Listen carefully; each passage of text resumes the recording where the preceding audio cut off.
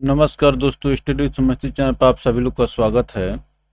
और हम लोग देखेंगे दोस्तों बायोलॉजी में आज प्लांट न्यूट्रिशन। तो और सब भी वीडियो पड़ी हुई है डिटेल में, आप उसको देख सकते हैं। ठीक है, चलिए दोस्तों,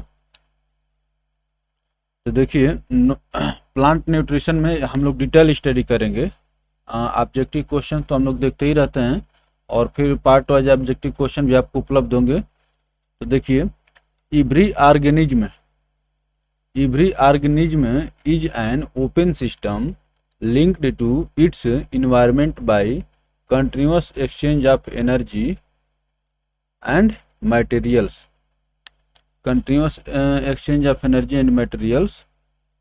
In ecosystems, plants and other photosynthetic autotrophs perform the crucial step of transforming inorganic compound into organic once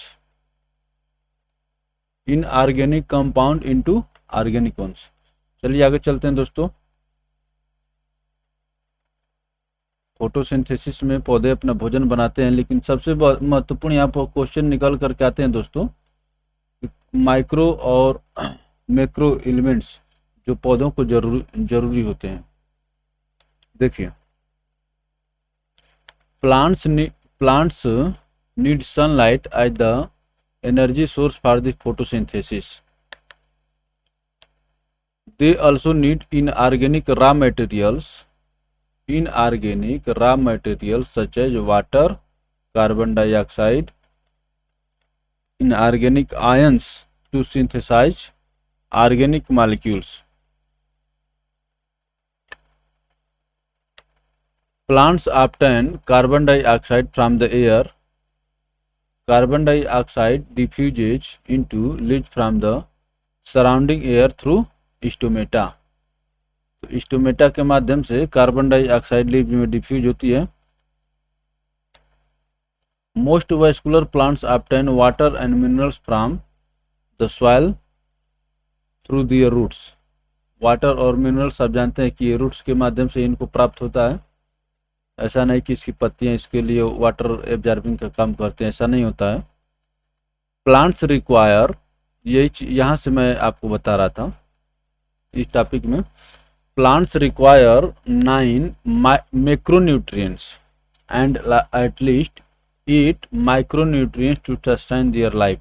तो आपसे यहाँ से प्रश्न पूछ लेता माइक्रोन्यूट्रिएंट और मैक्रोन्यूट्रिएंट्स करके, आपसे यहाँ से प्रश्न पूछ लेता है कि ये कौन कौन से हैं।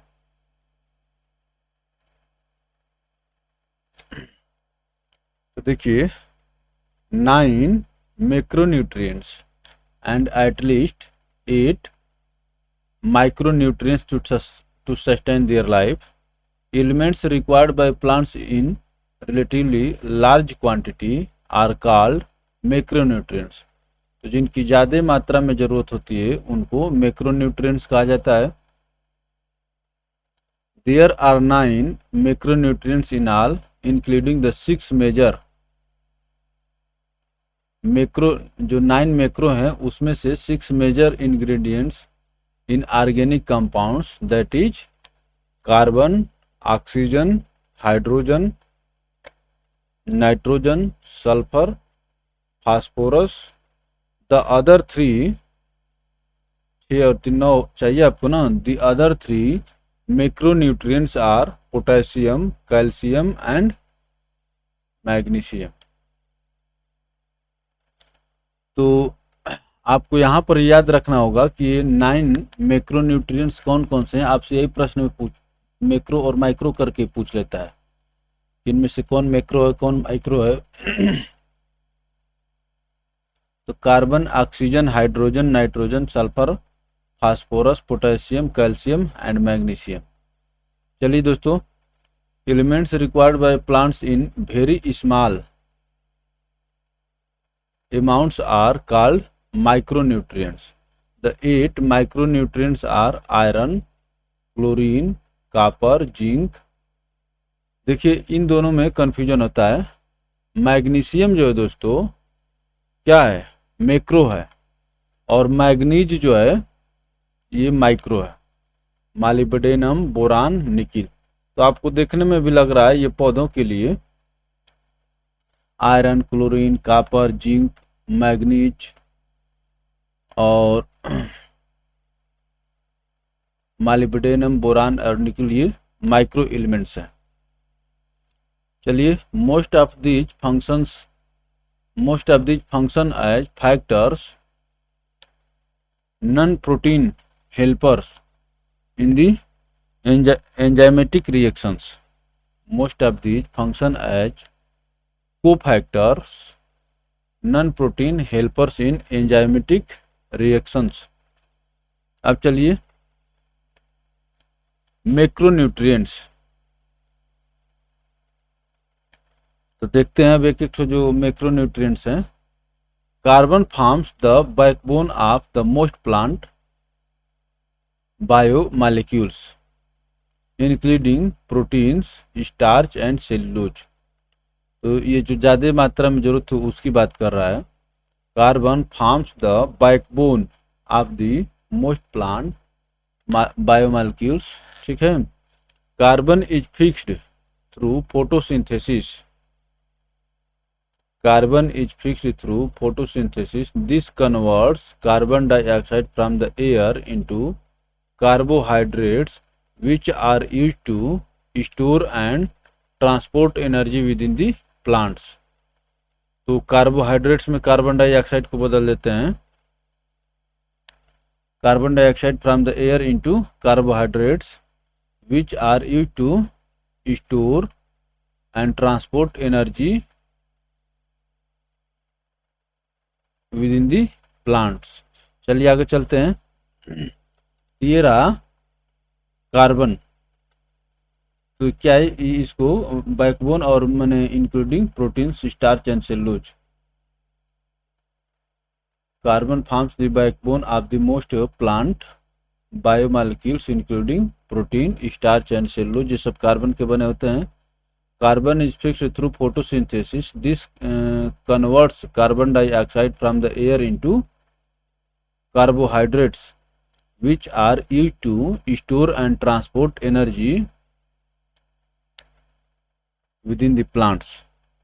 चलिए आगे चलते हैं। अब हम लोग हाइड्रोजन के बारे में देखते हैं। Hydrogen is necessary for building sugars, proteins, fat and other compounds in plants. It is obtained almost entirely from the water. It is obtained almost entirely from the water. तो पौधों को जो हाइड्रोजन मिलता है कहाँ से मिलता है दोस्तों? वाटर से मिलता है, ये आपको केयर करने वाली बात है।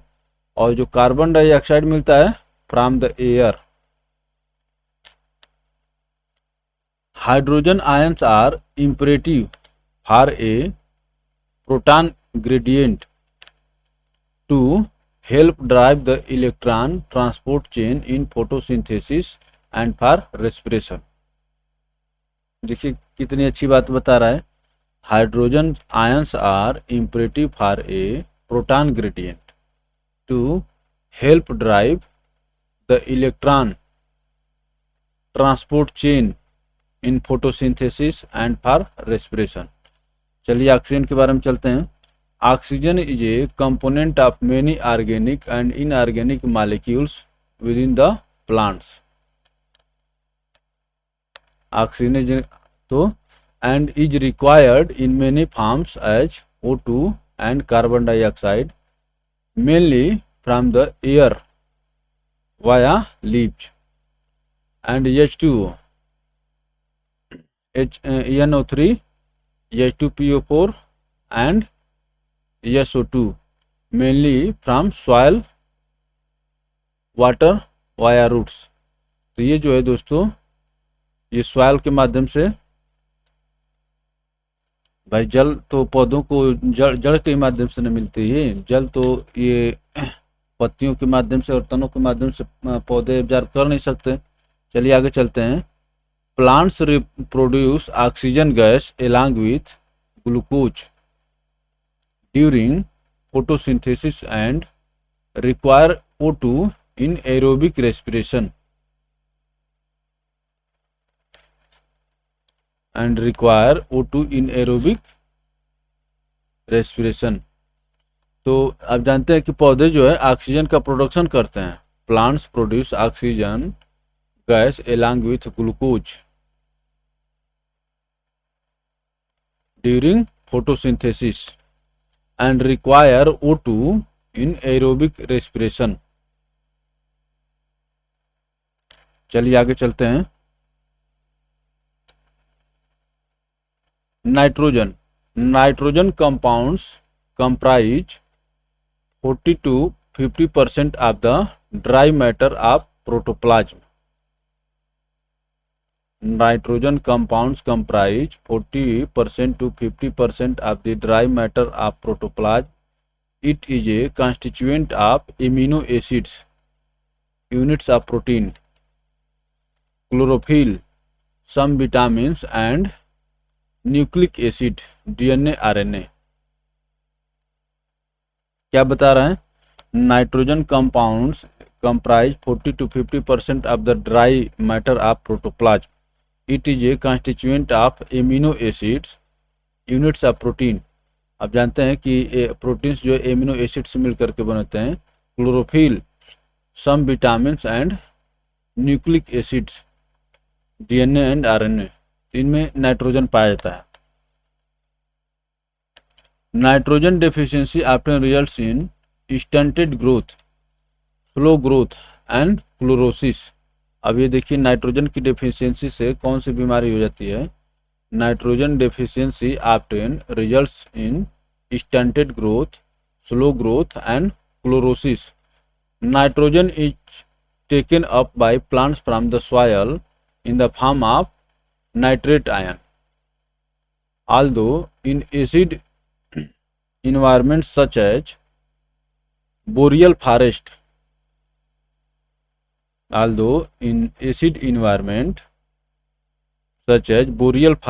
where nitrification is less likely to occur, ammonium ion is the dominating source of nitrogen. Ammonium ion is the dominating source of nitrogen. तो देखिए यहाँ पर अलग अलग बता रहा है. क्या बता रहा है? Nitrogen is taken up by the plants from the soil in the form of nitrate. Nitrate के रूप में किससे लेते हैं? सॉइल से लेते हैं. Although in acid environments such as boreal forest where nitrification is less likely to occur, ammonium ion NH4 plus is dominating source of nitrogen. तो बोरियल फॉरेस्ट या जहाँ पर एसिड इन्वायरमेंट है वहाँ पर ये अमोनिया के रूप में नाइट्रोजन ले लेते हैं. ठीक ना. Where nitrification is less likely to occur, ammonium ion is the dominating source of nitrogen. अब देखिए फास्फोरस के बारे में देखते हैं.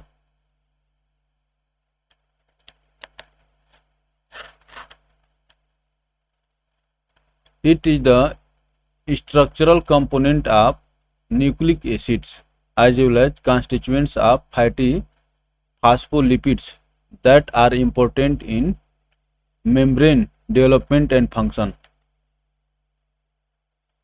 It is a part of ATP which is the source of energy for all cells. Phosphorus के बारे में बात कर रहा है. It is the structural component of nucleic acid as well as constituent of fatty phospholipids that are important in membrane development and function. It is a part of the ATP which is the source of energy for all cells. Phosphorus is most commonly found in the soil in the form of polyprotic phosphoric acid. ये polyprotic phosphoric acid but is taken up most readily in the form of H2PO4. तो ये बता रहा है दोस्तों कि phosphorus is most commonly found in the soil in the form of polyprotic phosphoric acid H3PO4 but is taken up most readily in the form of H2PO4। तो soil में जो दोस्तों फास्फोरस जो मिलता है ये H3PO4 के रूप में मिलता है, लेकिन H2PO4 के फॉर्म में पौधे आसानी से इसको एब्जॉर्ब कर लेते हैं। Plants can increase phosphorus uptake by a mutualism with mycorrhiza. Plants can increase phosphorus uptake by mutualism with mycorrhiza. A phosphorus deficiency in plants is characterized by an intense green coloration or reddening in leaves due to lack of chlorophyll। बता रहा आपको a phosphorus deficiency in plants is characterized by an intense green coloration or reddening in leaf due to lack of chlorophyll। आगे चलते हैं। Phosphorus deficiency can produce symptoms similar to those of nitrogen deficiency, but it differs in being extremely difficult to diagnose। But it differs in being extremely difficult to diagnose। चलिए आगे चलते हैं दोस्तों। अब देखिए potassium regulates the opening and closing of stomata by a potassium ion pump। कितना महत्वपूर्ण है। Potassium regulates the opening and closing of stomata by a potassium ion pump। Potassium deficiency में काज नेक्रोसिस। पोटेशियम डेफिशिएंसी में काज necrosis और इंटरवीनल chlorosis. Necrosis और इंटरवेनल chlorosis. It में also result in higher risk of pathogens, wilting, brown spotting and higher chances of damage from first and heat. तो potassium पौधों के लिए बहुत महत्वपूर्ण दिख रहा है, ठीक है ना। It may also result in higher risk of pathogens, wilting, brown spotting and higher chances of damage from frost and heat. चलिए आगे चलते हैं दोस्तों। सल्फर के बारे में देखा जाए। Sulfur is a structural component of some amino acids। Sulfur is a structural component of some amino acids including cytine। इसको दोस्तों क्या पढ़ेंगे, साइटिन, सिस्टीन कह लीजिए, एंड मेथियोनाइन एंड विटामिन्स। तो दोस्तों ये कह रहा कि ये अमीनो एसिड्स है। Sulphur is a structural component of some amino acids including cysteine and methionine, and vitamins. It is essential for chloroplast growth and functions. तो सल्फर जो होता है इसेंशियल, क्लोरोप्लास्ट के लिए इसेंशियल होता है। It is essential for chloroplast growth and functions। It is found in the iron sulfur complex of electron transport chain in photosynthesis। चलिए आगे चलते हैं दोस्तों।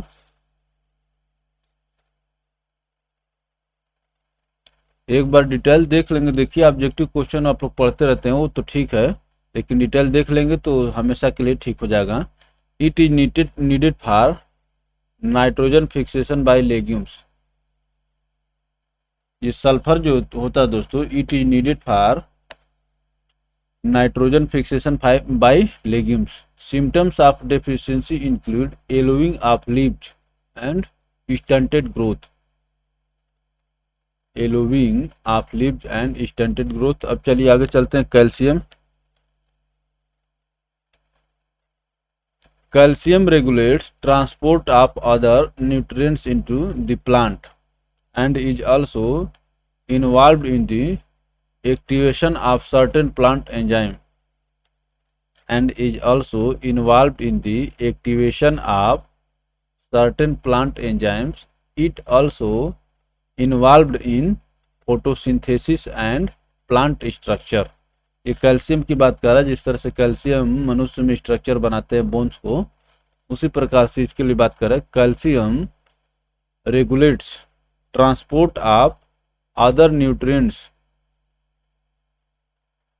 calcium regulate transport of other nutrients into the plant and is also involved in the activation of certain plant enzymes. It also involved in photosynthesis and plant structure. ये दोस्तों हो गया calcium. चलिए आगे चलते हैं।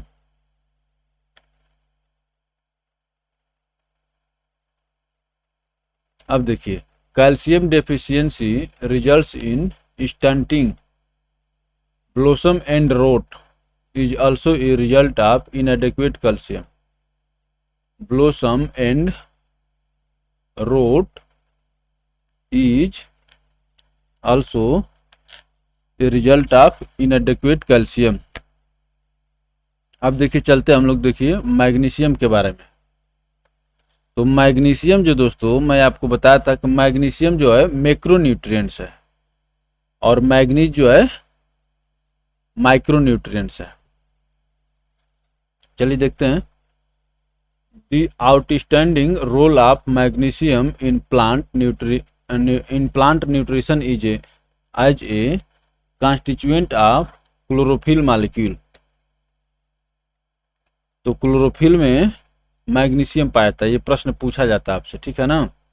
ये 9th नंबर का था।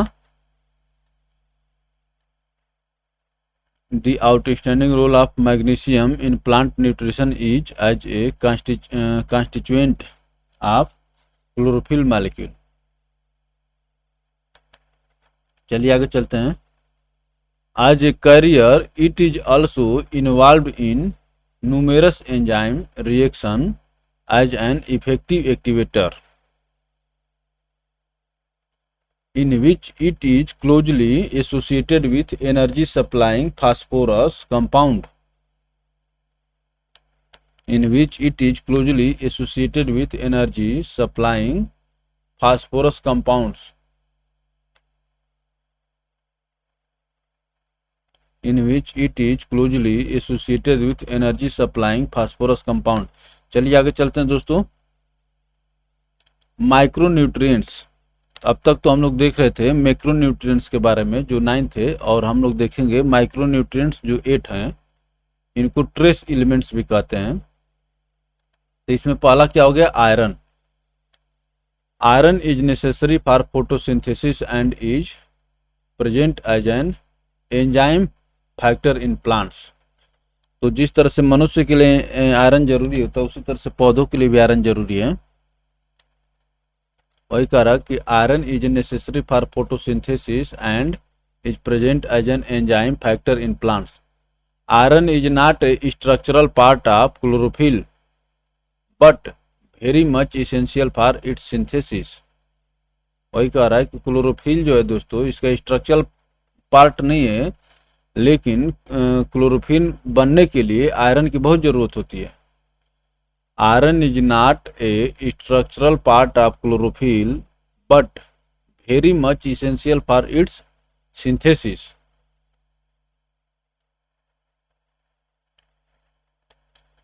It helps in the electron transport of plant.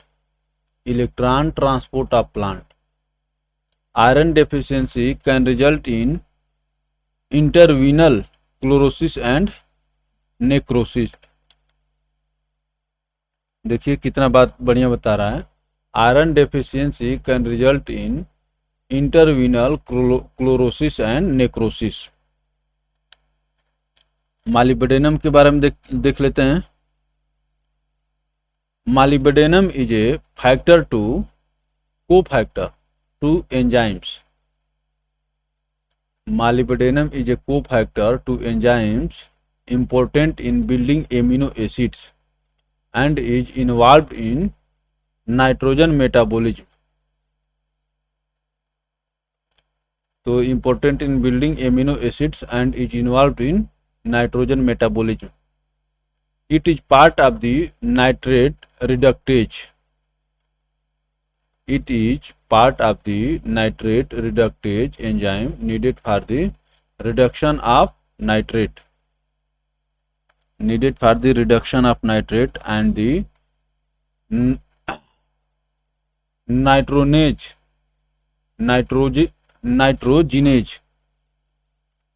nitrogenase enzyme required for biological nitrogen fixation, and the nitrogenase enzyme required for biological nitrogen fixation. चलिए आगे चलते हैं दोस्तों।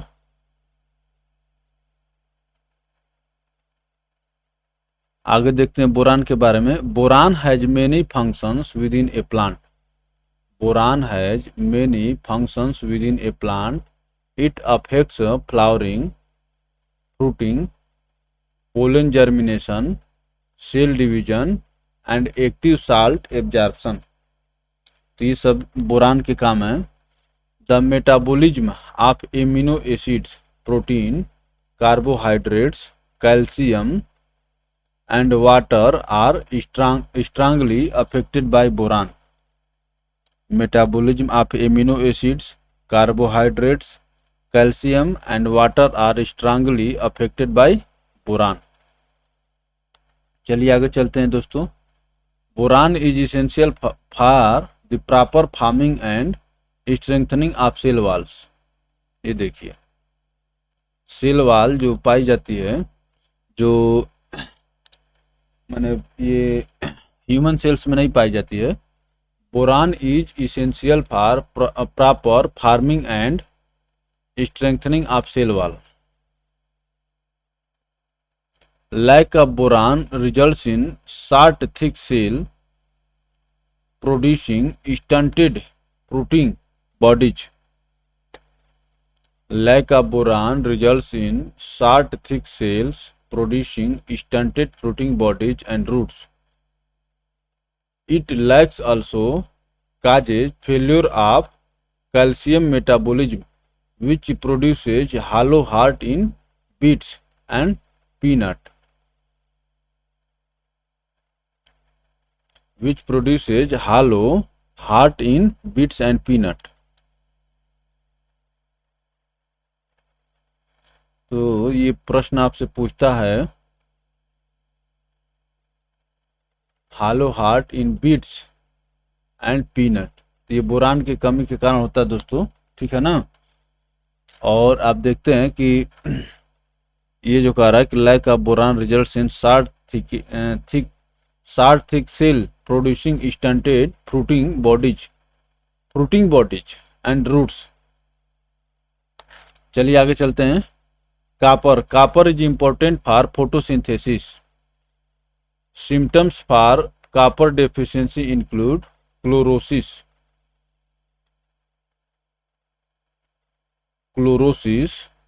It is involved in many enzyme process involved in the manufacture of lignin cell walls. Manufacture of lignin cell walls and involved in grain production. तो ये देखिए ये यहाँ से महत्वपूर्ण चीजें निकल करके आ रही हैं। It is involve in many enzyme processes involve in manufacture of lignin cell wall and involve in grain production. अब चलिए manganese is necessary for photosynthesis including building of chloroplast. Manganese is necessary for photosynthesis including the building of chloroplast. तो magnesium भी और manganese, तो magnesium क्या दोस्तों macronutrients था और मैग्नीज जो है माइक्रोन्यूट्रिएंट्स है। तो मैं यही बता रहा हूँ कि manganese is necessary for photosynthesis including the building of chloroplast.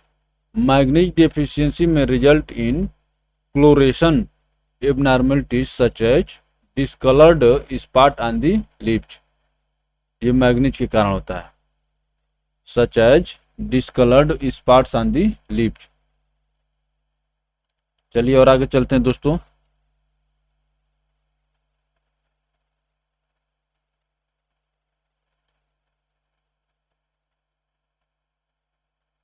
अब चलिए जिंक देखते हैं।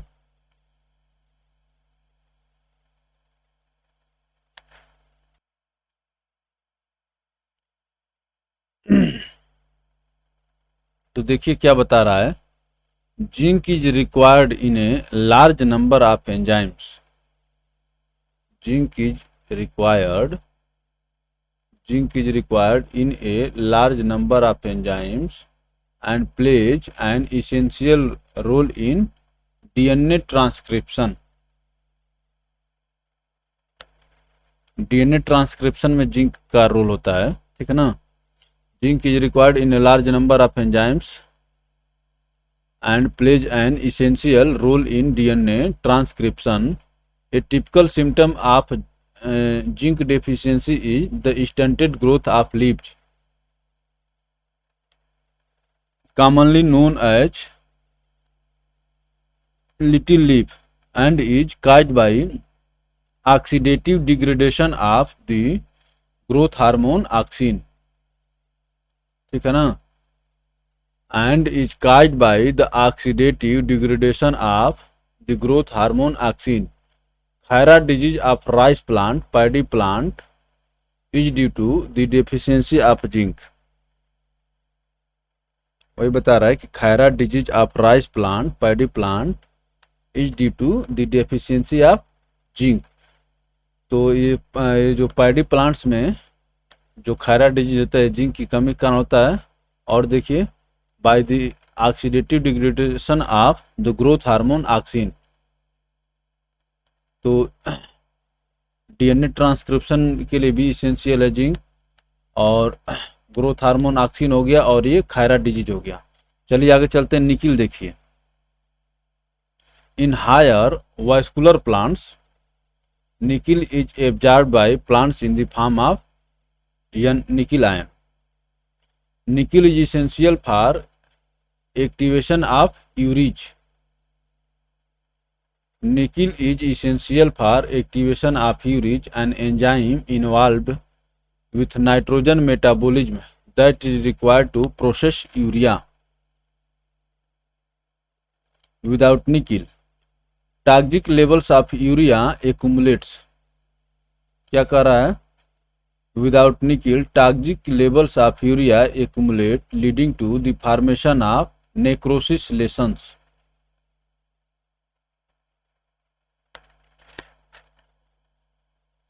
तो देखिए कितना बढ़िया बात बता रहा है। Nickel is essential for activation of urease, ये यूरिज को एक्टिवेट करने के लिए जरूरी होता है। An enzyme involve in the nitrogen metabolism that is required to process urea.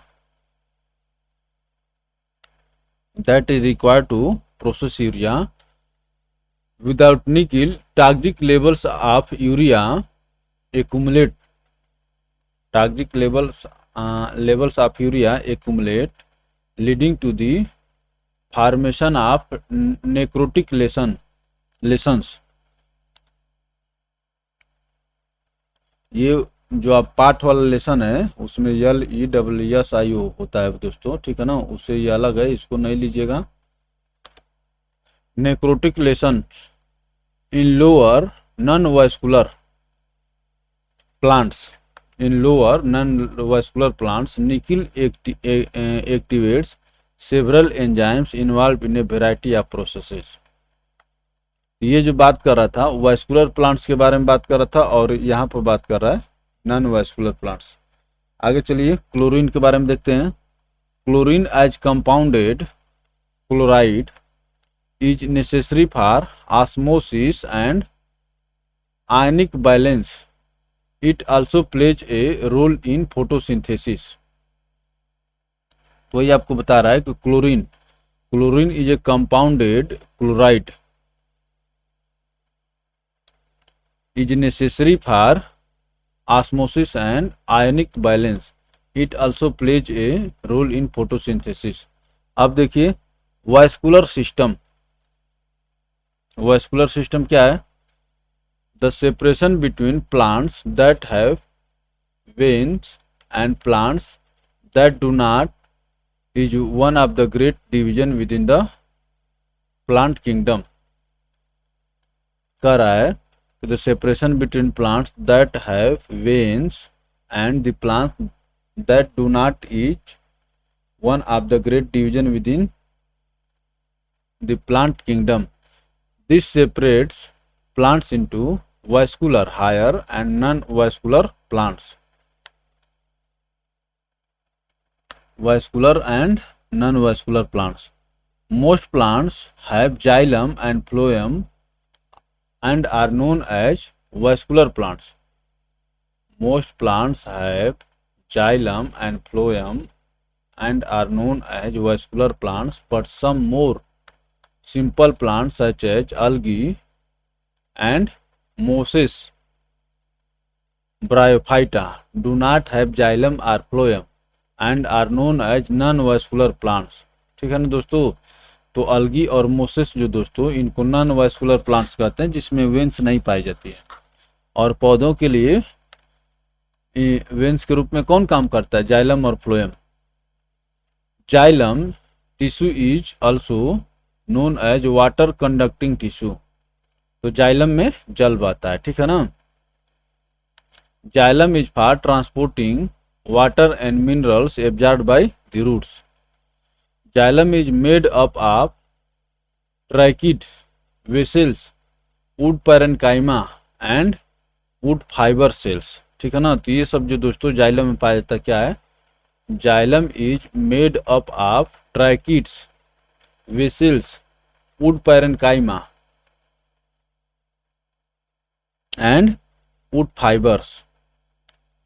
अब चलिए फ्लोएम के बारे में देखते हैं। Phloem is responsible for transporting food from leaves to the non-photosynthetic part of a plant such as roots and stems. ये है दोस्तों फ्लोएम के बारे में, ठीक है ना। Phloem is responsible for transporting food from leaves to the, मैंने लीव्स में क्या होता है? फोटोसिंथेसिस होता है, वहाँ पर फूड बनता है। To non photosynthesising parts of a plant such as roots and stems.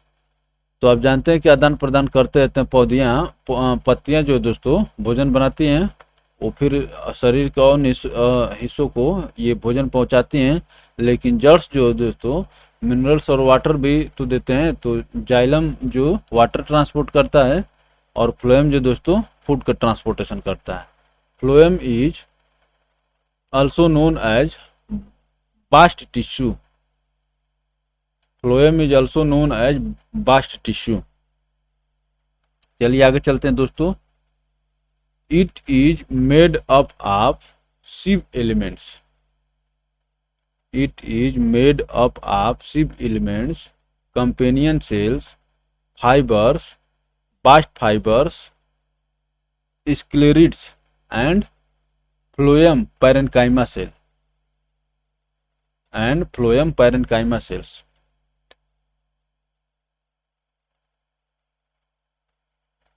तो इन सब चीज से मिलकर के बना रहता है दोस्तों। चलिए आगे चलते हैं। अमरबेल। अमरबेल is an angiospermic total stem parasite. Stem parasite है ये। अमरबेल is an angiospermic total stem parasite. It grows over host plants with intertwined. It grows over host plants with intertwined stems, giving it a common name of devil's hair. तो अमरबेल एक Cuscuta नामक पौधा होता है दोस्तों, इसके बारे में बात कर रहा है। क्या कह रहा है? अमरबेल is an angiospermic total stem parasite, ये पैरासाइट है। It grows over host plant with intertwined stems giving it a common name to devil's hair.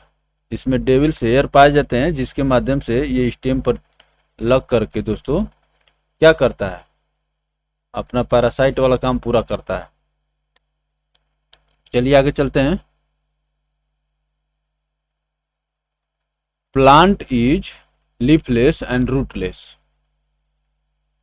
ये जो पौधे होते हैं दोस्तों, अमरबेल जो होता है, अमरबेल कसकटा के बारे में बताया था कि the plant is leafless and rootless. The twinning stem develops haustoria which are root like and penetrate the host stem to draw water and nourishments। ठीक है ना। तो यही बता रहा है कि twining stem develops haustoria which are root like and penetrate the host stem to draw water and nourishment। तो ये रहा दोस्तों प्लांट न्यूट्रिशन वाला टॉपिक। तो चलिए अब अगले वीडियो में अगला टॉपिक देखेंगे। तो अगर अच्छा लगे दोस्तों तो वीडियो को लाइक करके शेयर कर सकते हैं, ताकि आपको दोस्तों तक भी पहुंचे, और चैनल को सब्सक्राइब करके घंटी के आइकन को प्रेस करिए, ताकि आपको हर एक वीडियो को नोटिफिकेशन मिलता रहे। और हम लोग इसी तरह से धीरे धीरे टुकड़े में तोड़ तोड़ करके बायोलॉजी या किसी भी सब्जेक्ट को तोड़ देंगे, ठीक है ना। टुकड़े में पहले इसको तोड़ेंगे तभी फिर ये आपका होगा, नहीं तो ये जब इकट्ठा रहेगा तो ये मजबूत रहेगा, फिर आपका हो नहीं पाएगा। तो चलिए दोस्तों मिलते हैं फिर हम लोग अगली वीडियो में, तब तक के लिए धन्यवाद।